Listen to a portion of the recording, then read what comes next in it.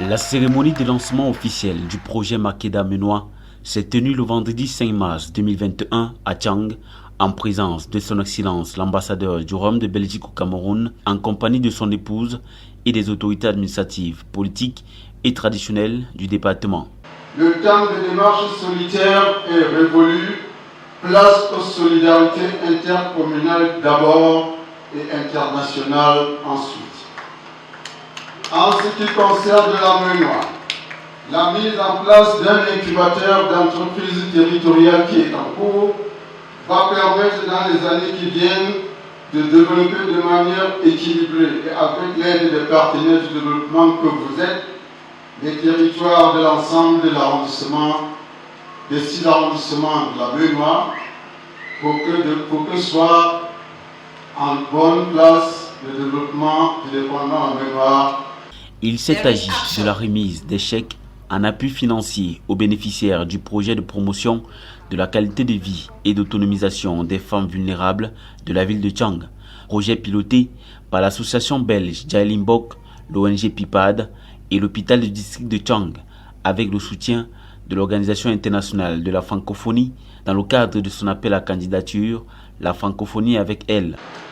Le projet que nous avons intitulé Makeda Menoir, c'est-à-dire projet de promotion de la qualité de vie et de l'autonomisation des femmes vulnérables, démarre ici dans la Menoir avec une équipe pilote des bénéficiaires de 50 femmes. Je dois préciser que l'originalité de ce projet par rapport aux autres projets qui en général sont lancés, c'est que nous avons considéré la situation de la femme de façon holistique.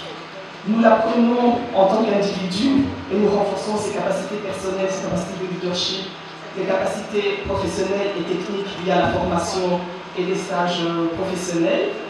Makeda, comme elle vous a expliqué, c'est une forme de voir la famille.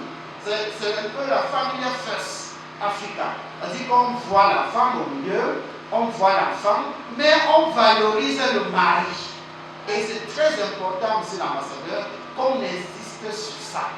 Nous sortons des familles polygame, où le rôle de l'homme est très fort. Et si on doit travailler sur les cliniques sociales, sur les cliniques socio-anthropologiques, sur les obstacles de la femme, il faut stimuler le mari.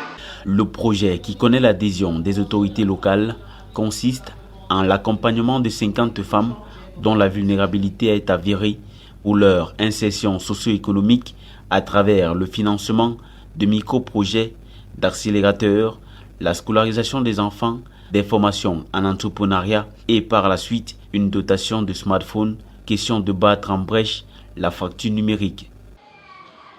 On les encourage de bien utiliser ce fonds pour ne pas seulement être autonome, mais accompagner d'autres comme elle à être également autonomes.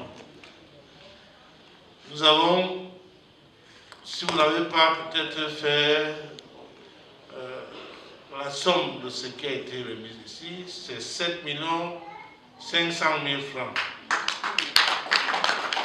7 500 000 francs que pour chercher dans les banques, je vous dis, vous allez marcher. Vous n'allez même pas trouver, vous allez même laisser beaucoup de plumes. Permettez-moi quand même de remercier cette initiative, remercier toutes et tous qui sont impliqués. Alors je dirais que je ne peux que reconforter et confirmer toutes les paroles qui ont été dites ce matin. Mais je dirais que au-delà des paroles, il y a aussi les actes. Les actes. Et je me permets de m'adresser à vous, messieurs, et moi-même, parce que pour mettre tout ça en vigueur, il faut accompagner, assister nos épouses, nos partenaires, nos filles, nos mères. Parce que n'oubliez pas, c'est la femme qui donne vie. Et si nous sommes en vie, c'est grâce à elle. Donc bravo à vous, mesdames.